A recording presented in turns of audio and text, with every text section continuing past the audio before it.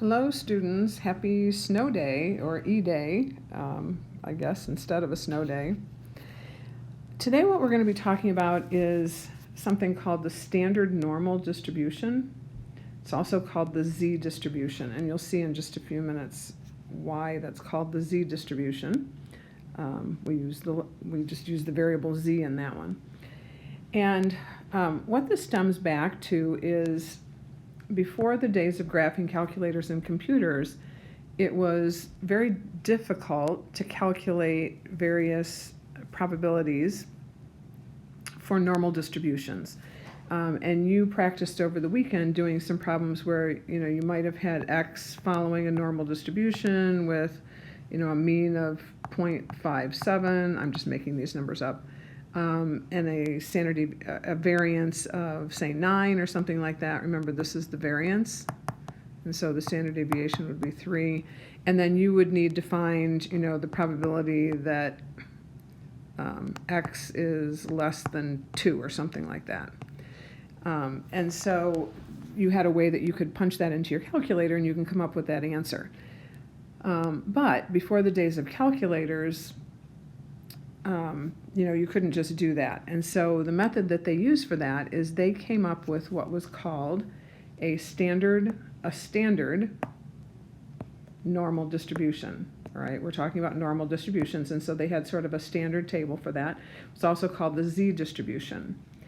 And that was presented in tables, and you have a table that you can download. You don't have to print it out, but you can download it onto your computer so that you can look at it as we're doing this.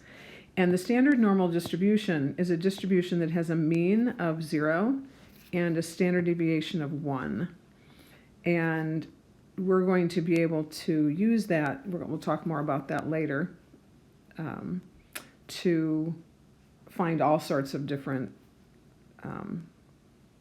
probabilities for different means and standard deviations. All right, so if you take a look at the graph, this should look fairly familiar. So what we have here is a normal curve, and you should see these probabilities that look familiar to you, where we have the mean here, and then the mean plus 1 standard deviation, plus 2 standard deviations, plus 3, minus a standard deviation, minus 2 standard deviations, minus 3 standard deviations. And again, these should look familiar from what you've done before. For the Z-scores, what we do is we call mu, the mean, 0, and then the standard deviation is 1. So this would be 1, 0 plus 1, 0 plus 2 times 1, 0 plus 3 times 1, and so forth. And then 0 minus 1, which gives you the negative 1. 0 minus 2 times 1 is negative 2, and then negative 3. So let's take a look at what we would do or how we would find those on the table. So I'm going to pull up the table. Unfortunately, it is sideways on mine, and it was going to be pretty complicated to turn it. So you can see on this table, there's lots and lots of numbers here, and we're not really going to be concerned about everything. But we're mostly just going to be concerned about this middle table. I'm sorry, you have to look at things sideways here.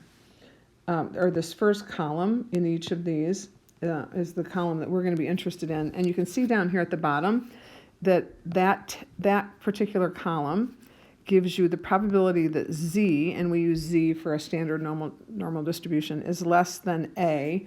And this is actually our value of A up here for the standard normal distribution,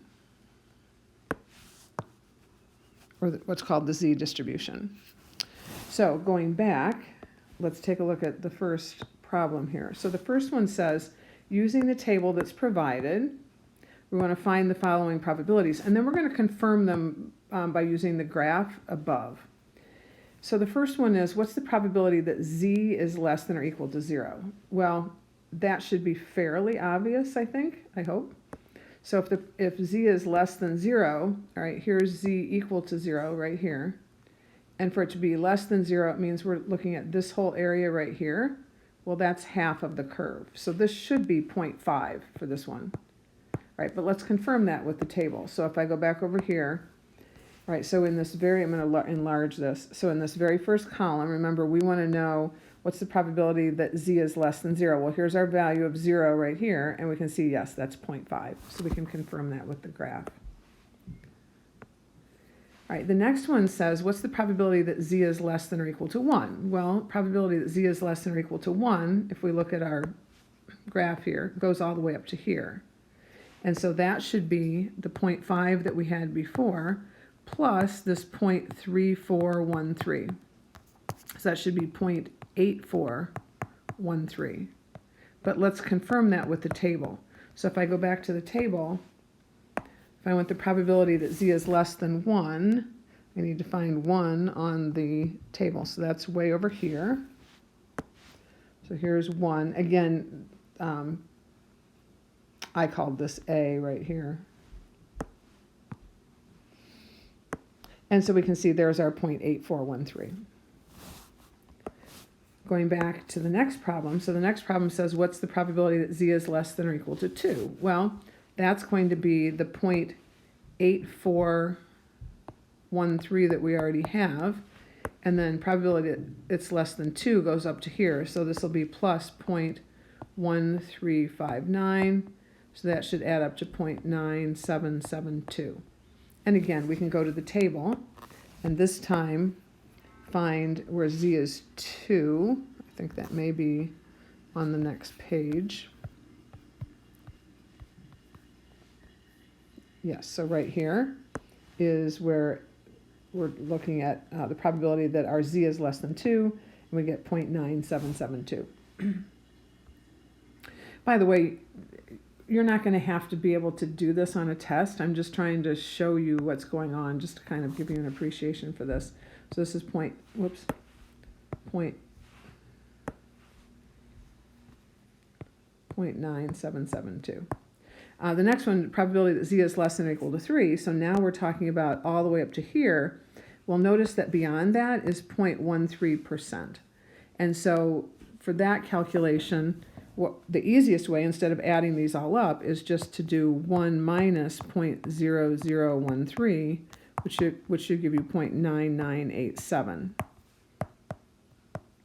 And again, if you go to the table and look for where z is 3, that looks like that's going to be at the top of this page right here. We can see the 0.9987.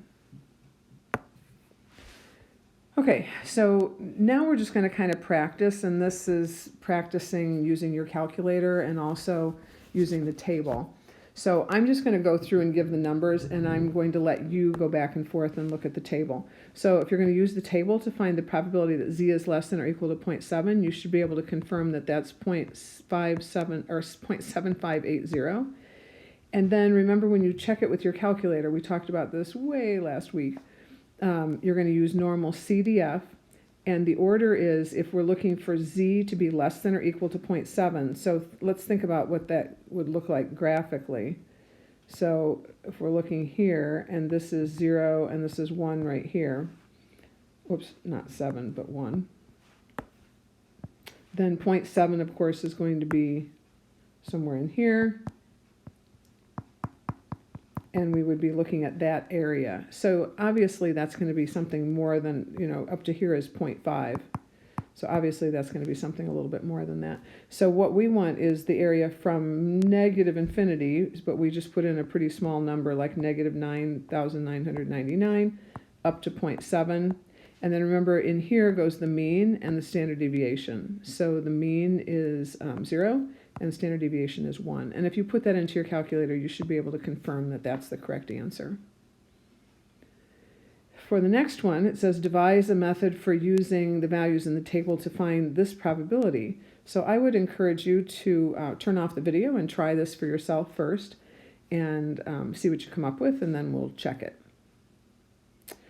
So for this one, what we're looking at, if we kind of look at a picture of this, so here would be our normal curve, all right, and we want, so remember this is 0 and then 1 and then 2 here.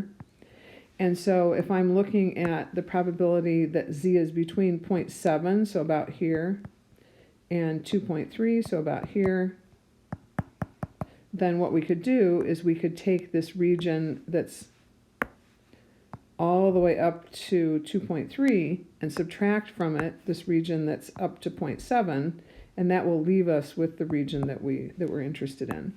So what we want is the probability, this was the same as the probability that z is less than 2.3. And when we're talking about, or less than or equal to, when we're talking about normal distributions, it doesn't matter whether you say less than or equal to, because the probability that z is equal to a particular value is 0, so that doesn't affect it. And then minus the probability that z is less than 0.7 or less than or equal to 0.7. So when you do that, you should find that you're getting 0.9893 minus 0.7580, which should give you 0.2313. So 0.2313.